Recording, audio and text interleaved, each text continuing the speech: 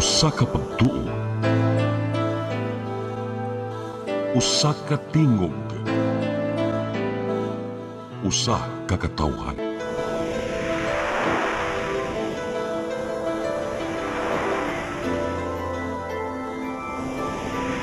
Cebu Catholic Television Network.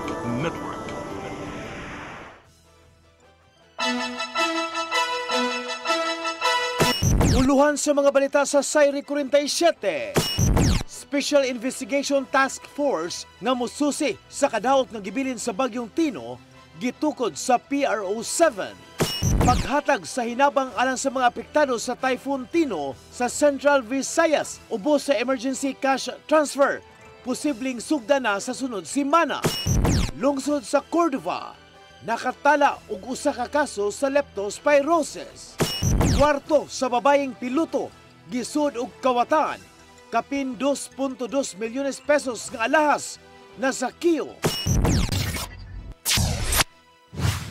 Sugbo, Kabisayan ug Mindanao, Pilipinas ug katawhan kutos maabot sa tong Sibya sa tibuok kalibutan maayong hapon.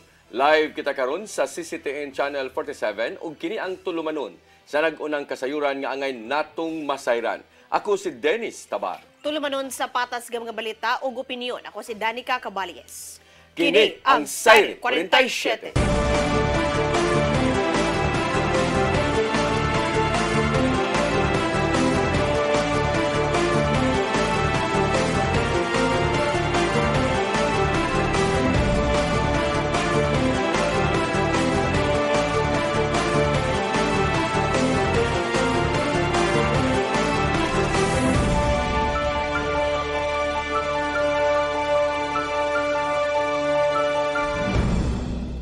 Ug karon sa kumpletong detalye sa atong mga balita, Police Regional Office 7 ni Omol ug Special Investigation Task Group aron mususi sa kadaot nga gibilin sa Bagyong Tino. Lakip sa gibiling danyos sa sektor sa infrastruktura, daghan nga mga kinabuhi ang nakalas ug na missing tungod sa korupsyon sa flood control. Ang kasayuran ihatod ni Arnold Bustamante. Subay sa dakong kadaot sa mga kabtangan sa komunidad sa Central Visayas ang gibilin tungod sa epekto ni Bagyong Tino, ang Police Regional Office 7 mihulmag Special Investigation Task Group kun SITG Tino kini naglangkob sa multi-agency team nga gitahasan pagsusi sa hinungdan sa dapat nga kadaot sa pagbaha nga midanyo sa mga butang sa komunidad ug mikadas usab og kinabuhi. Amo nga task group gisuporta sa gihimong investigasyon sa Independent Commission for Infrastructures kun ICI nga gihimo sa gobyerno aron pagsubay sa hinungdan sa mga kalamidad. Ang SITG Tino mohimo og coordinated ug transparent nga investigasyon nga nagtutok sa environmental nga kondisyon, infrastructure integrity ug aga mga lakang sa pagpangandam sa pag-igo sa kalamidad. Ang pagsusi mo tan usab sa posibleng karapasan ug pagtino sa posibleng tulubagon sa mga opisyal sa gobyerno ilabi na sa flood control system, mitigation effort ug aga mga hinungdan nga nakatampo sa mipasamot pa sa pagbaha nga misangpot sa kamatayon sa gatusan ka mga kinabuhi, pagkamising sa mga tao, pagkaangon ug pagkadanyo sa mga kabtangan. Ang task group hugot nga moabag sa Department of Public Works and Highways, Department of Environment and Natural Resources, Regional Disaster Risk Reduction Management Council 7, Pag-asa, lokal nga kagamhanan ug ubang nga nagunang katambayayong sa himong investigasyon aron pagkuhag technical assessments, eyewitness accounts ug pagtigom sa mga datos. Ang SITG Tino pangunahan kini sa Deputy Regional Director for Operations sa Police Regional Office 7, inabagan sa Criminal Investigation and Detection Group Regional Field Unit 7, Legal Office 7, Engineering Unit 7, Forensic Unit 7, Investigation and Detective Management Division ug City ug Provincial Directors sa Kapulisan sa Dakbayan sa Sugbo, Mandawi ug Cebu Police Provincial Office. Si Police Brigadier General Rodrigo Marana ng hepe sa Kapulisan sa Central Visayas mihatag og gibugaton silang tahas.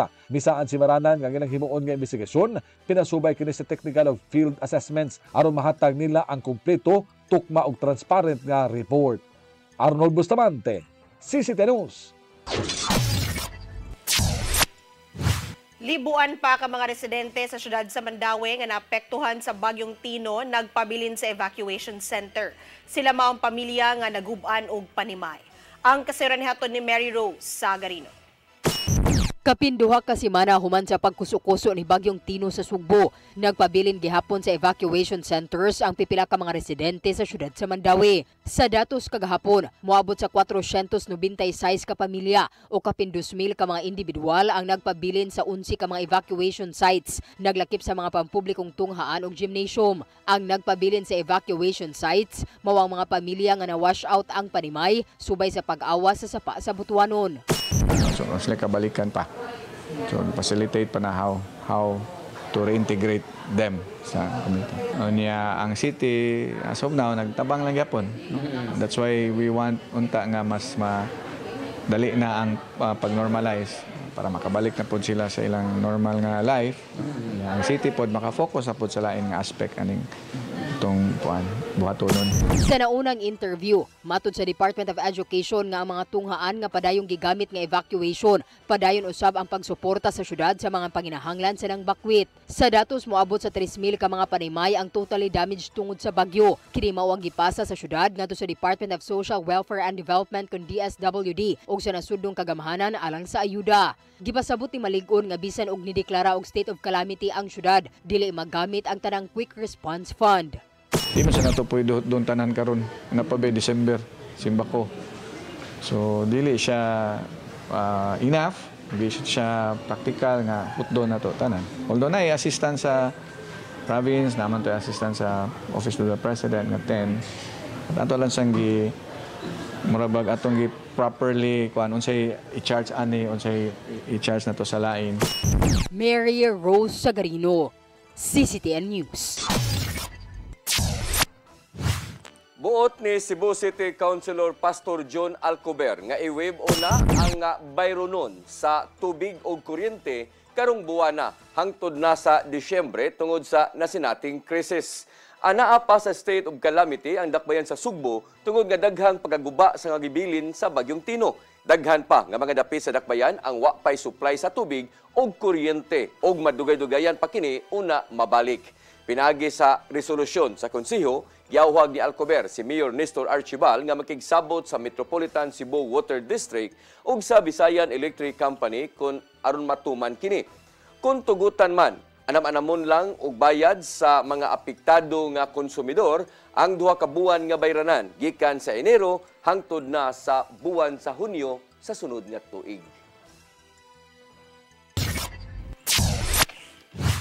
Pag-apod sa hinabang alang sa mga apektado sa Typhoon Tino sa Central Visayas ubos sa emergency cash transfer sugdan sunod semana. Gipaubos sa validation sa Department of Social Welfare and Development ang kapin 100,000 ka mga balay nga giguba sa bagyo. Ang kasayuran ni hatod ni Gian Navarro. Gitinguha sa Department of Social Welfare and Development nga masugdan ang distribution sa hinabang ubos sa emergency cash transfer ngadto sa mga apektado sa Bagyong Tino sunod semana. Sa ilang ihap, gibanaban ng moabot sa 12,000 ka mga balay sa Cebu ug Bohol ang hilabihang giguba kon totally damaged. Samtang 106,000 usab ka mga panimay sa rehiyon ang partially damaged. Makadawat ang matagdag balay og 10,000 pesos alang sa totally damaged households, samtang 5,000 pesos usab alang sa partially damaged na.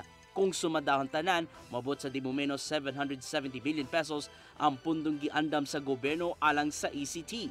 Matod ni DSWD 7 Director Shalene Marie Lucero nga nagpadayon ang validation sa ubang mga balay nga apektado sa mga bagyo. Pero based on the assessment of the workers in the field, yung ating mga angels in red vest, meron pa daw mga LGUs na hindi pa natapos. They're not yet done with the profiling, so there is a possibility that this will increase. Ubos sa gimong profiling sa matag LGU, subayo nila kung apektado ba ang panginabuhian sa matag beneficiary aron maapil sa mga dawatonon. Because when we define partially, just like what happened in the earthquake, no? Pero ang impact or effect mo sa earthquake is different from those flooding. So lahi siya, pero they would always say that na-damage yun ang balay because na-submerge sa tubig. So, dili na functional ang ubang, in fact, mga gamit. Dili na masaksakan ang mga kuryente. Sumapa ni Secretary Rex Gatchalian nga sa higayong mahuman ang ECT distribution alang sa mga apektado sa linog karong simanaha Masugda na ang laing hugna nini alang sa mga giigo sa bagyo diadayon. That's why we met with the regional directors. It will start shortly. Ang target nga namin hopefully by next week.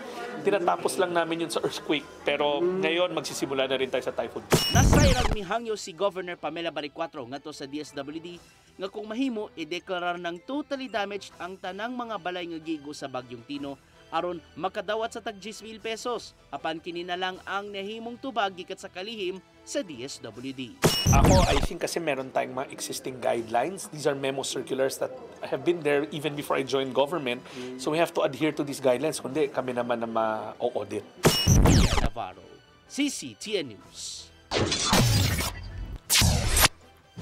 Kapin 700 milyones ka pesos nga hinabang gikan sa National Housing Authority ibalik dinhi sa Sugbo aron matabangan ang mga apektado sa bagyong Odette. Kini ang nahimong hukom sa kadagkuan subay sa nahimong hangyo ni Gobernador Pamela Baricuatro. Ang kasayuran ihatod pagbalik ni Gian Navarro. Sa suwat ni Gobernador Pamela Baricuatro ngadto sa National Housing Authority niadtong Nobyembre 18, gihangyo niya ang General Manager nga si Joe Bentay nga ibalik na lang sa Sugbo ang 712 million pesos nga housing aid. Kini mao ang hinabang ngadto sa kapin 72,000 ka mga qualified households nga apektado sa bagyong Odette sa Sugbo niadtong December 2021. May numdumang gibalik ngadto sa National Treasury ang maong hinabang niadtong 2024 human wala na pahimuslan isip resulta sa panagsumpaki sa duha ka habig. Direkta untang ihatag sa NHA ang tabang ngadto sa mga apektadong pamilya pinaagi sa Emergency Housing Assistance Program. Apan buot sa miaging administrasyon nga iapod pinaagi sa dasig Sugbo cards diin sukwahi kini sa gipatumang mga lagda gikan sa NHA. Nasayangan si Baricuatro sa mong gidangatan maong miapilar kini ngadto sa NHA. Matud usab siyang suwat nga kinahanglang matabangan gyapon ang mga giigo sa mong bagyo upat ka tuig na ang nakalabay. Hangtod nga giuyunan sa NHA ang hangyo ni Baricuatro nga iapod ang maong tabang ngadto na sa apektado sa bagyong Odette. May paibawang NHA kang Baricuatro nga pinasubay sa mando ni Presidente Bongbong Marcos Jr. madawat kini sa Sugbo karong Disyembre. May pasalig ang Kapitolyo nga makadawat gyud ang mga Odette survivors sa maong hinabang. Alam mo na guidelines sundon based on the number of beneficiaries para mahatag sa todo balik. So brag nahog na ganito tibok Cebu na gyud ni. Kaya nanatay North, nanatay Central, nanapag tay South na effort. Makigalayon ang gobernador sa NHA 7 aron mahusay ang ihap sa mga beneficiaries aron mamahimong hapsay usab ang pagapod sa maong hinabang. Gian Navarro, CCTN News. Mosunod, lungsod sa Cordova, nakatala og usa ka kaso sa leptospirosis. Kana og daghan pa mga balita sa pagbalik sa Sayri 47.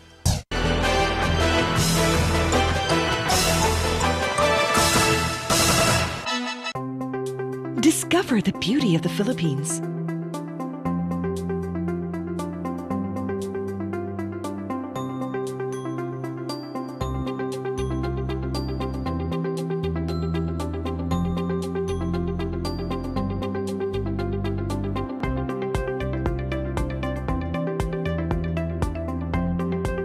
With Philippine Airlines, the country's flag carrier.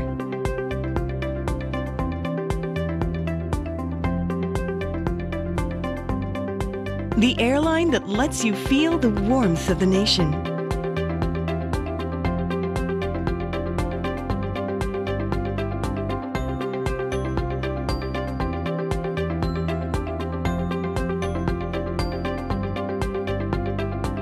Mabuhay!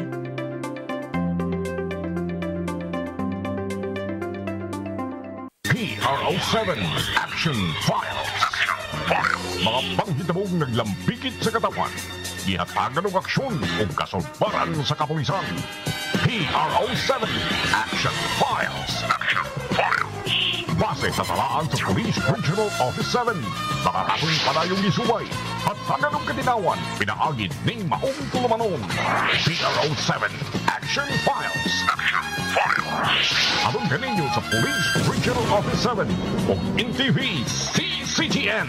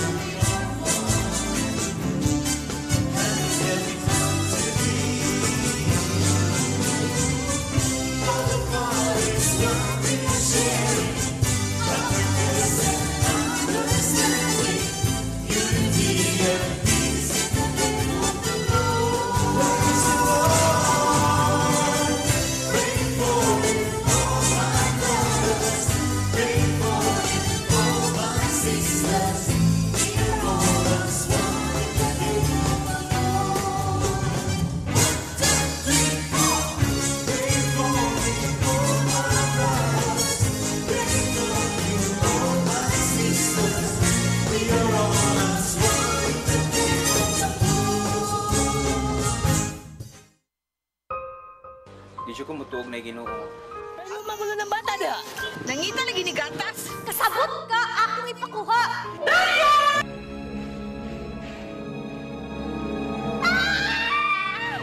Ug naa sa unang Timoteo 3:15 nga ang iglesia sa buhi nga Dios mao iyang panimalay ug mao ang haligi ug sugaranan sa kamatuoran. Mayo!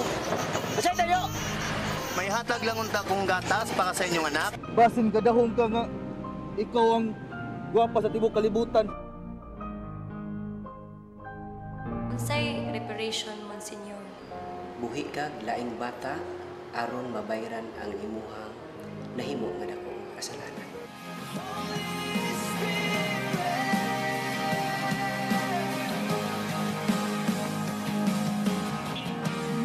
Daghan ka nato ang nagduda kung doon na bagay Ginoo o wala.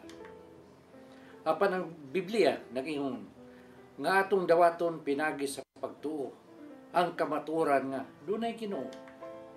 Sa Hebreo 11:6 nag-ingon walay makaphimot sa Dios kung walay pagtuo. I came for you.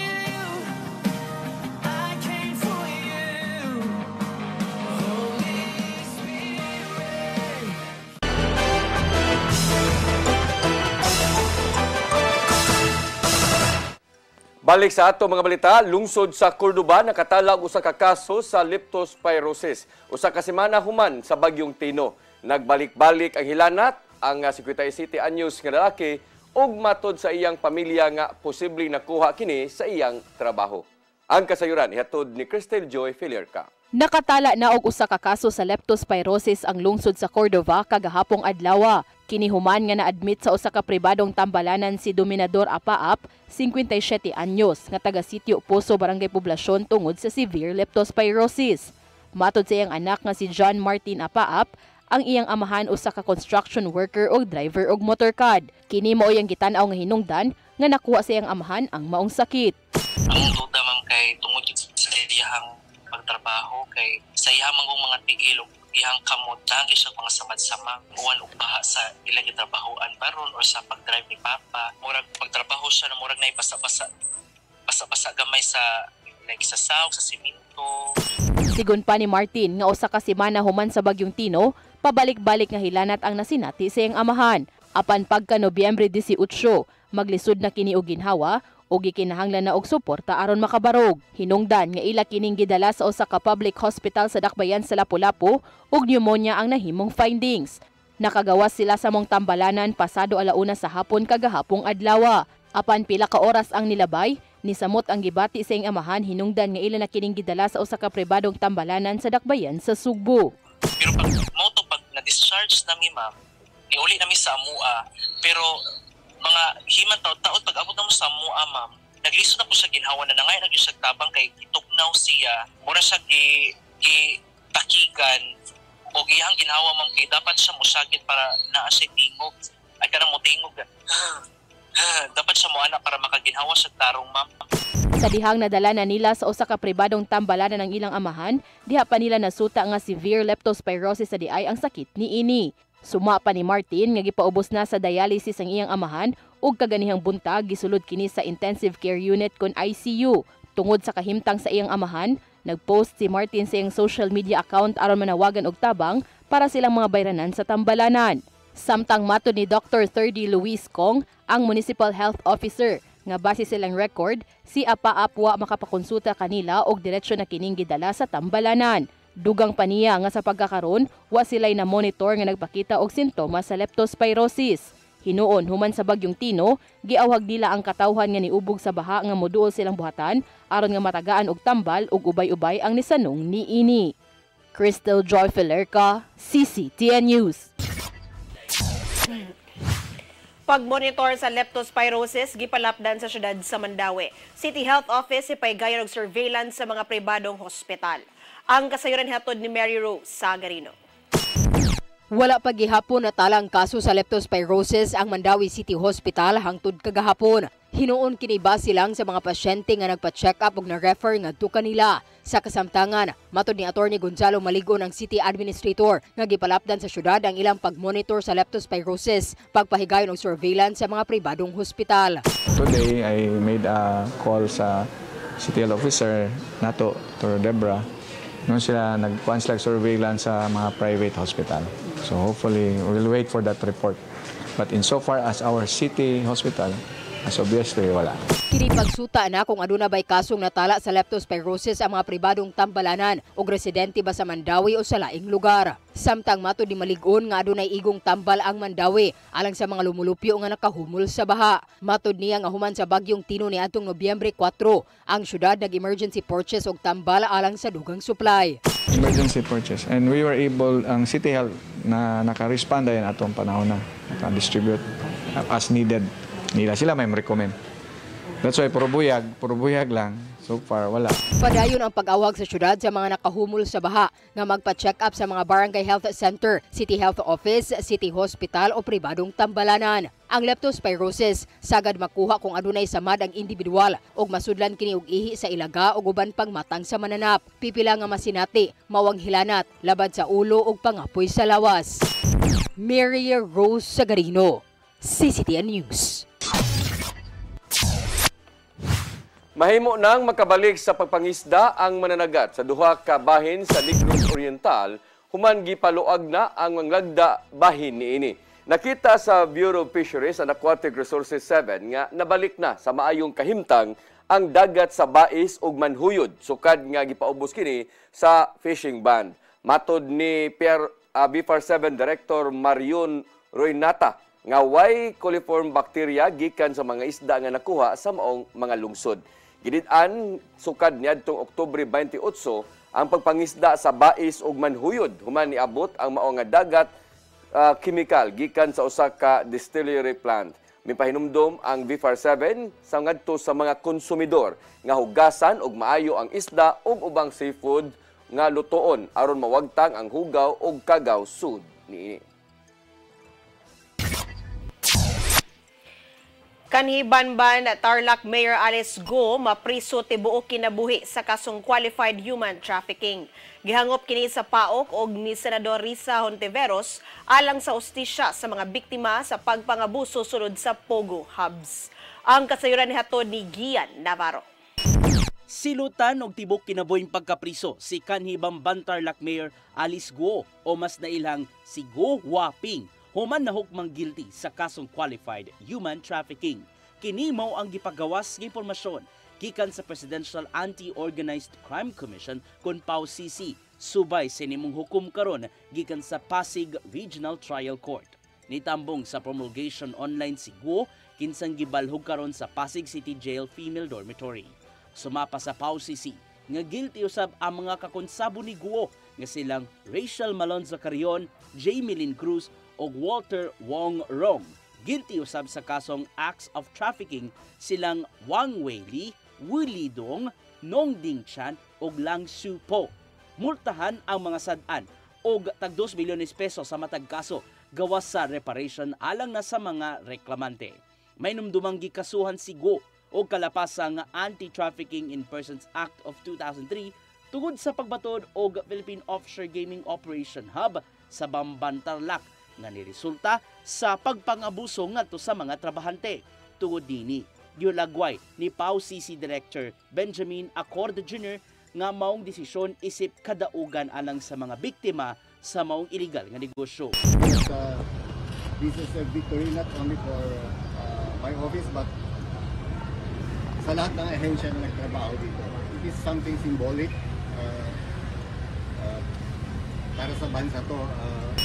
Susamausab ang reaksyon ni Senador Risa Ontiveros kinsang unang nibulgar sa mga irregularidad sa Pogo Hubs. Pinasubay kini sinimong lakang sa gobyerno batok sa human trafficking, cybercrime ug daghan pa.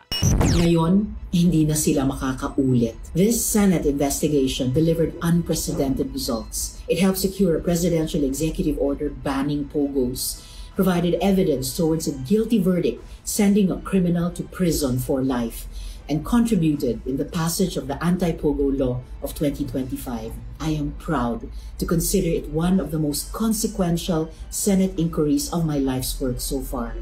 Maraming salamat sa mga biktima, witnesses at whistleblowers na naglakas loob tumestigo sa Senado. Gian Navarro, CCTN News. Hepe sa mga police station sa Dakbayan sa Lapu-Lapu posibleng mahulipan. Matod sa bagong officer in charge sa Lapu-Lapu City Police Office nga wa siya makauyon sa ilang performance ug ipaubos kini sa reorientation tungod kay wa makaabot sa iyang standard. Ang kasayuran ihatod ni Cristel Joy Filerca. Gibutyag ni Police Colonel Antonieto Cañete ang bagong officer in charge sa Lapu-Lapu City Police Office nga may mga hepe sa mga police stations ang posibleng mahulipan. Kinitungod kay matod niya, adunay uban nga underrank, samtang adunay uban nga sakto sa ranggo apan wa siya makauyon sa performance. Appropriate rank naman pero medyo mahina ang galaw. Hindi yung pag-comply ng instructions is hindi 100% or full compliance ang ginagawa. Basta man comply lang, then I forgive them for the first time but second time, baka hindi na. Samtang base usab sa iyang evaluation, aduna siya nakitang mga PNP personnel ang di pa seryoso sa ilang mga trabaho. Gibutyag ni Colonel Cañete nga gikinahanglan niyang i-reorient ang mga PNP personnel nga wa makaabot sa iyang standard. Yes, hindi naman masyadong I just demanded kung ano yung basic at trabaho ng isang pulis. Na pag duty, focus your duty, give your best, ano man position mayroon ka, at kung di-off ka, so attend the needs of your family. Sumausab niya nga aduna na siya gibuhat nga mga corrective actions. Kung diin, adunay uban niya nakitaan na niya og kausaban, apan aduna gihapoy mga PNP personnel ang wa makakuha sa iyang standard. Pero iba na parang nakadalawang reminder na ako, pangatlong reminder yan, baka hindi naabot doon. No? I don't want to have so many personnel na mahirap i-supervise, hindi dedicated sa trabaho, tanggalin ko. Cristel Joy Filerca, CCTN News. Tabangan sa Department of Social Welfare and Development ang mga lagyong dapit sa nasud pinaagi sa ilang Philippine Community Resilience Project. Muhabag ang ahensya sa pagpatuman sa managlahing mga proyektong makatabang sa pagpalambo sa ilang pamuyo. Gikan kini sa pagbaton og tarong nga panginabuhian, mga pasilidad ug ubang programa nga mupanalipod sa kalikupan. Tutukan sa DSWD ang mga LGUs nga adunay taas nga gidaghanon sa mga kabus ug indigenous people population. Mato ni Secretary Rex Gatchalian nga haom ang PCRP alang sa mga dapit nga sagad maigo sa managlahing katalagman.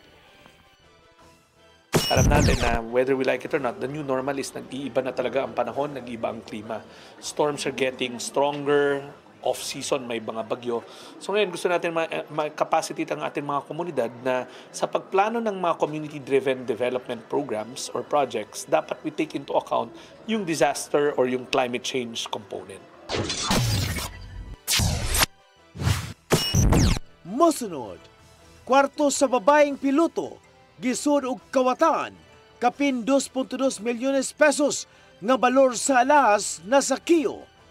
Kana og daghan pang mga balita sa pagbalik sa Sayre 47.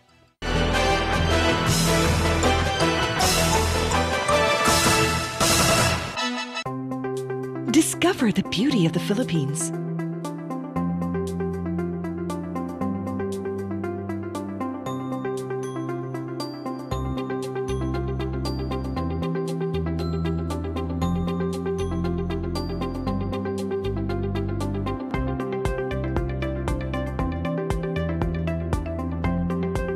With Philippine Airlines, the country's flag carrier.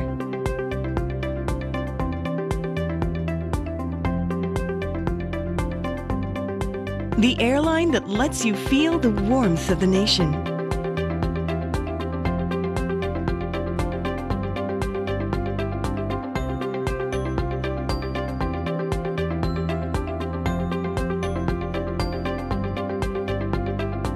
Mabuhay!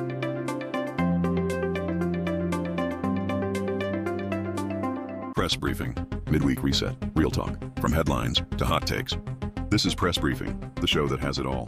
Midweek, we cut through the noise and bring you the stories that actually matter. News, views, insider scoops, straight from the source, right from the horse's mouth. Politics, public issues, community concerns, and controversy. We break it down. No filter, no filler. Press Briefing. Sharp, fearless, always relevant. Brought to you by the Cebu Press Club. Beyond the headlines, we are Cebu's voice. We are the voice of truth and reason in every town, in every season. With pens of light, we draw the line for justice, peace, and story spine.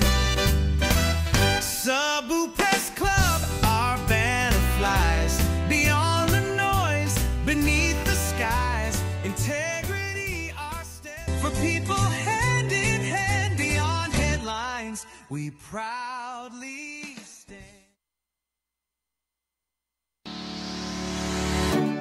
Looking for the best internet deals in Negros Oriental? Phil Products Negros is here to bring you fast, reliable, and affordable internet with plans made just for you. For as low as 899 pesos per month, enjoy speeds of 50 Mbps, perfect for streaming, working, or studying from home. Need more speed? No problem. Get 100 Mbps for just 1,199 pesos. 150 Mbps for only 1,499 pesos, or our fastest plan, 400 Mbps for just 2,399 pesos per month. Plus, you can add over 100 cable TV channels to your internet plan for just an additional 100 pesos per month. That's entertainment and lightning fast internet all in one. Enjoy no installation fees and start today with a 1,000 peso customer deposit. Call us now or visit our website to sign up with the Phil Products Negros. You get internet that's affordable, reliable, and local. Phil Products Negros, bringing you closer, faster. Call us at 0917-631-5240 or visit our website www.philproductsnegros.net or our Facebook page, Phil Products Dumaguete. Subscribe now.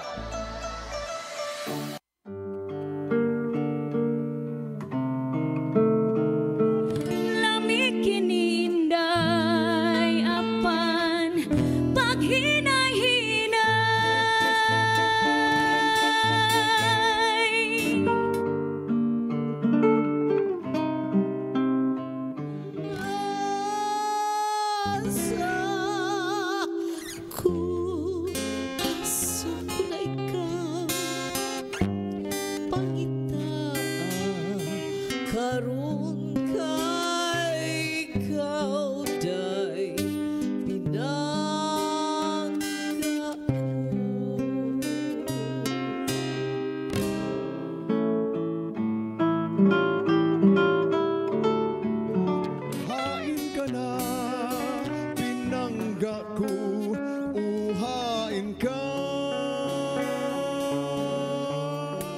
Baliton ko. Bation ko.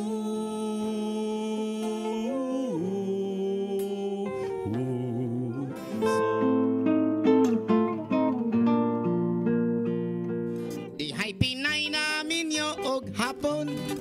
Hapon nga tigulang og hubakon. Sugod siya kay iya lang hok-hokon. Og iya lang oto-otoon. Ay pas. Sayawin day, surain day, surain day, surain day.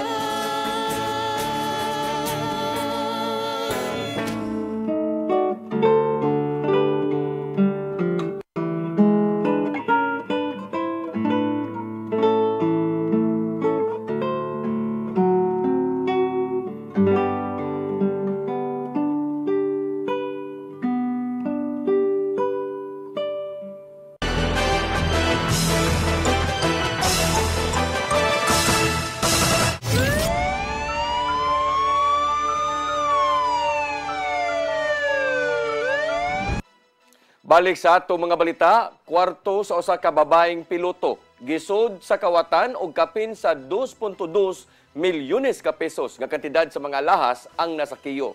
Gitumbok nga kawatan nadakpan na usab hinuon sa Guadalupe Police Station sa gihimo nga follow-up operations. Ang kasayuran ihatod ni Arnold Bustamante. Daling nadakpan sa kapulisan sa sulod sa Sugbong, responsable sa natubong pagpanuli sa usa ka panimalay sa sulod sa subdivision sa Barangay Guadalupe di nakakuha kini og 2.2 milyones ka pesos nga balor sa mga alahas. Ang nadakpan gila nga si alias Waray o gila usab nga si alias Jersey taga sitio Guadario, Barangay Guadalupe sa Dakpan Sugbo. Nahitabo ang insidente sa pagpanuli sa 5:30 sa buntag niadto nga Nobyembre 18. Apan nakita ang kini sa usa ka 20 anyos nga saksi nga natungtungura padung siya nga mugawa sa ihang kwarto. Iyang nakita ang 42 anyos nga suspitsado sa sulod sa kwarto sa biktima nga usa ka 29 anyos nga babaeng piloto nga mikuha sa nakalain-laing alahas nga gibanabana nga mokantidad ang tanan sa 2,245,000 pesos. Na may ungan sa saksi ang suspitsado sanglit usa ka adlaw sa wala pa mahitabo ang pagsulod sa kwarto sa suspitsado nga nanghid kini sa saksi gawa sa ilang balay nga siya ang mukuha sa nga basura. Human niya makita ang suspitsado nga mao'y nanguha sa mga alahas, dali siya nga ibalik sa iyang kwarto tungod sa kahadlok og nanglak og dayong tawag sa kapulisan. Human madawat ang tawag sa telepono, dali nga miresponde ang Guadalupe Police Station 9 apan wala na nila kini maabti pa. Sa gihimong follow-up investigation nakuha nila ang flashlight og kalo sa suspitsado nga nahabilin og nailhan usab nila dayon base sa pamahayag sa saksi. Dali nila nga nadakpan ang suspitsado nga usa di ay kapanday o kasamtangan nga sikat-sikat driver nga nagdala og daghang alias nga positibong giila sa saksi. Tungod sa dali nga pagkasikop sa suspitsado, gidayeg ni Police Brigadier General Dridrico Marana ng kapulisan sa siyudad sa Sugbo. Giawag ni Marana ng publiko nga pabiling alerto ug kung adunay makita nga naghimog krimen, labing maayo nga mo-report dayon sa kapulisan alang sa dinalian nila nga aksyon. Ang suspitsado kasamtangan nga gikustodiya sa Guadalupe Police Station ug gipasakaan og kasong pagpanulis. Arnold Bustamante, CCTV News.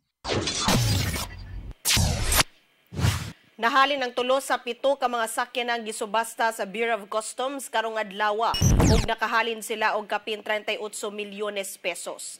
Gipanag-iya ang maong mga sakyanan nilang Curly ug Sara Diskaya nga gipasangin lang nalambigit sa flood control scandal. Napalit sa kumpanyang Simplex Industrial Corporation ug Lestrel Jewelries ang mga makalong sakyanang giembargo sa gobyerno. Kung mahalin ang tanang sakyanan, makakuha ang gobyerno og kapin 103 million pesos. Mato de Customs Commissioner Ariel Nepomuceno nga magamit ang maong halin sa ilang forfeiture fund ug mupaingon ngadto sa National Treasury. Kabahin kini sa lakang sa gobyerno nga bawion ang mga pondong gikurakot pinaagi sa mga questionable infrastructure project. Ito ay simula pa lamang ng ating mahabang labanan upang maituwid yung mga pagkakamali na nangyari. Mapanagot yung mga nagkamali at makabawi tayo doon sa mga nakuha sa kaban ng bayan. Yung kikitain dito, hindi ito kasama sa koleksyon ng customs. Mapupunta to sa Bureau of Treasury para sa pondo ng buong pamahalaan natin. Mao kadtong naglangkob sa atong mga balita sa Sayri 47, ako si Dennis Tabar. Sa atong Christmas countdown, 35 kaadlaw na lang sa dili pa ang Pasko. Ako si Danica Caballes, sangtod ugma sa inyong paboritong tulumanon. Saire 47.